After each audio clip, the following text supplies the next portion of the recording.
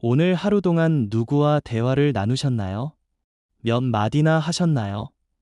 혹시 아침에 눈 떠서 지금까지 한 마리 편의점 직원에게 건넨 감사합니다. 한마디뿐이신가요?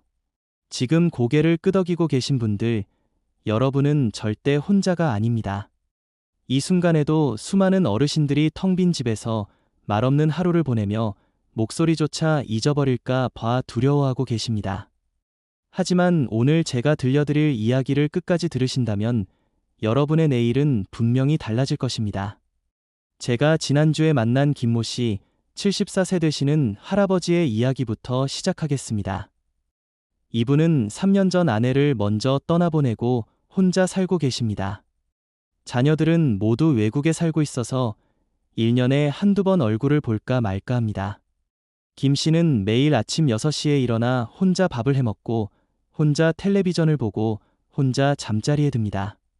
하루 종일 입을 열지 않는 날이 부지기수입니다. 어느 날 아침, 김 씨는 거울을 보다가 깜짝 놀랐습니다. 자신의 목소리가 기억나지 않는 것입니다. 목소리가 어떤 톤이었는지, 얼마나 크게 말했는지조차 가물가물했습니다. 그날 김 씨는 공포를 느꼈습니다. 혹시 내가 말하는 방법을 잊어버리는 건 아닐까? 이대로 가다가는 정말 사람과의 연결고리가 완전히 끊어지는 건 아닐까? 그날 밤, 김 씨는 베개를 적시며 울었습니다. 70평생을 살면서 이렇게 외롭다고 느낀 적이 없었습니다. 하지만 김 씨의 이야기는 여기서 끝나지 않습니다. 그로부터 정확히 한 달 후, 김 씨는 완전히 다른 사람이 되어 있었습니다. 매일 아침 웃으며 일어나고 하루에 수십 명과 대화를 나누고 저녁이면 다음 날을 기대하며 잠듭니다. 도대체 무슨 일이 있었던 걸까요? 김 씨를 이렇게 극적으로 변화시킨 것은 무엇이었을까요? 그 비밀을 알기 전에 먼저 한 가지 이야기를 더 들어보셔야 합니다. 왜냐하면 김 씨가 겪은 변화는 단순한 우연이 아니었기 때문입니다. 박모 씨, 68세 되시는 할머니입니다. 남편은 10년 전에 세상을 떠났고 자녀들은 각자 바쁜 생활을 하고 있습니다. 박 씨는 아파트 12층에 혼자 살고 계십니다. 매일 아침 눈을 뜨면 천장만 바라봅니다. 일어날 이유가 없습니다. 누가 기다리지도 않고 누구를 만나지도 않습니다.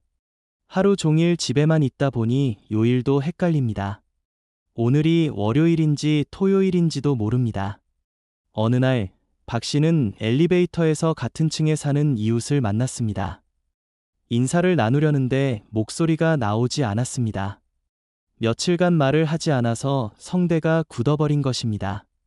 가까스로 목을 가다듬고 인사를 했지만 이웃은 이미 가버린 뒤였습니다. 그 순간 박 씨는 깨달았습니다.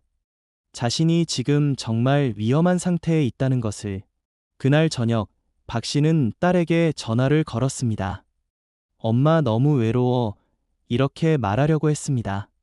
하지만 딸의 목소리를 듣는 순간 말문이 막혔습니다. 딸은 바쁘다고 나중에 다시 전화하겠다고 하며 끊어버렸습니다. 박 씨는 그날 밤 혼자 울었습니다. 하지만 다음 날 아침, 박 씨는 중요한 결심을 했습니다. 더 이상 이렇게 살 수 없다고. 그런데 여기서 중요한 질문이 생깁니다. 김 씨와 박 씨, 두 분 모두 똑같이 외로움으로 고통받았습니다. 그런데 왜 한 분은 극적으로 변했고 다른 한 분은 여전히 고민하고 있었을까요? 그 차이는 무엇이었을까요? 답은 의외로 간단했습니다. 김 씨는 우연히 아파트 게시판에서 한 장의 전단지를 봤습니다. 노인정에서 운영하는 바둑교실 모집 공고였습니다. 김 씨는 젊었을 때 바둑을 좋아했지만 바쁜 일상에 치여 50년 가까이 두지 못했습니다. 망설이다가 용기를 내어 전화를 걸었습니다. 그것이 시작이었습니다. 첫날, 김 씨는 떨리는 마음으로 노인정을 찾아갔습니다. 낯선 사람들 사이에서 어색하게 앉아 있었습니다. 하지만 바둑판 앞에 앉자마자 모든 게 달라졌습니다. 50년 만에 잡아본 바둑돌의 감촉이 낯설지 않았습니다. 상대방과 한 수 한 수 주고받으며 자연스럽게 대화가 시작됐습니다. 그날 김 씨는 하루 종일 웃고 말하고 생각했습니다. 일주일 후, 김 씨는 바둑교실에 단골이 되어 있었습니다. 매일 아침 일찍 일어나 노인정에 갔습니다. 거기서 만난 사람들과 바둑도 두고 이야기도 나누고 점심도 함께 먹었습니다. 누군가는 김 씨에게 농담을 건넸고 김 씨도 웃으며 받아쳤습니다. 하루에 1000마디도 넘게 말을 하게 됐습니다. 무엇보다 중요한 건 김 씨는 더 이상 외롭지 않았습니다. 하지만 여러분, 여기서 끝이 아닙니다. 더 놀라운 이야기가 남았습니다. 박 씨는 김 씨와는 다른 방법을 선택했습니다. 박 씨는 인터넷 검색을 하다가 동네 봉사센터 광고를 봤습니다. 독거노인을 위한 말벗 봉사자를 구한다는 내용이었습니다. 처음에 박 씨는 자신이 도움을 받는 쪽이라고 생각했습니다. 하지만 광고를 자세히 읽어보니 봉사자를 구하는 것이었습니다. 박 씨는 생각했습니다. 나도 누군가를 도울 수 있을까? 다음 날, 박 씨는 봉사센터를 찾아갔습니다. 상담을 받고 교육을 받은 후, 박 씨는 자신보다 더 외로운 어르신들을 찾아가 말벗이 되어주기 시작했습니다. 일주일에 3번, 다른 어르신의 집을 방문해서 이야기를 나눴습니다. 처음에는 어색했지만 점차 익숙해졌습니다. 신기한 일이 벌어졌습니다.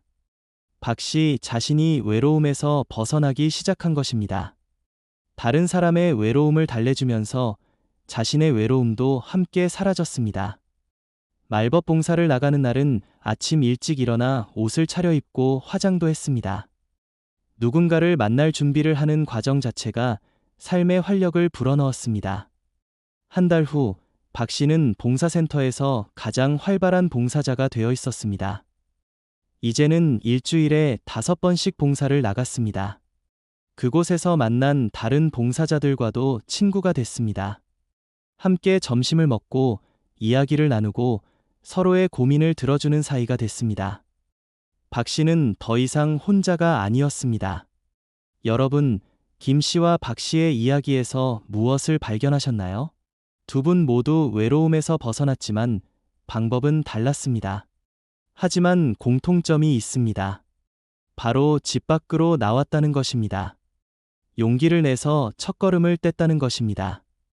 외로움은 집 안에만 있으면 절대 해결되지 않습니다. 텔레비전을 보고 라디오를 듣고 스마트폰을 보는 것만으로는 진정한 연결을 만들 수 없습니다. 사람은 사람을 만나야 합니다. 목소리를 내야 합니다. 대화를 나눠야 합니다. 방법은 여러 가지입니다. 김 씨처럼 자신이 좋아하는 취미 활동을 찾아 나서는 것도 좋습니다.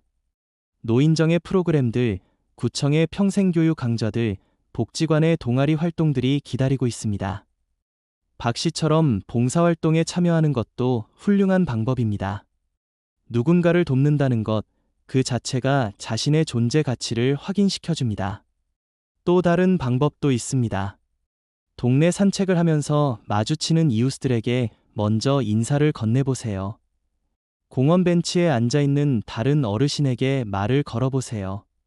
시장에서 장을 보면서 가게 주인과 몇 마디라도 나눠보세요. 이런 작은 대화들이 모여서 외로움을 물리칩니다. 중요한 것은 기다리지 않는 것입니다.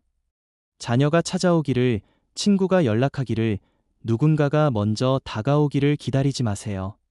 우리가 먼저 움직여야 합니다. 우리가 먼저 손을 내밀어야 합니다. 나이가 들었다고, 몸이 불편하다고, 부끄럽다고 주저하지 마세요.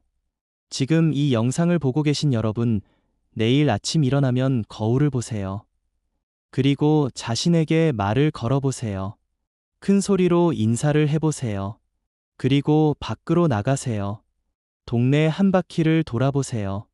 노인정이든 복지관이든 공원이든 어디든 좋습니다. 사람들이 있는 곳으로 가세요. 처음에는 어색할 겁니다. 용기가 필요할 겁니다.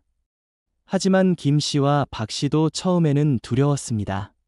그래도 용기를 냈습니다.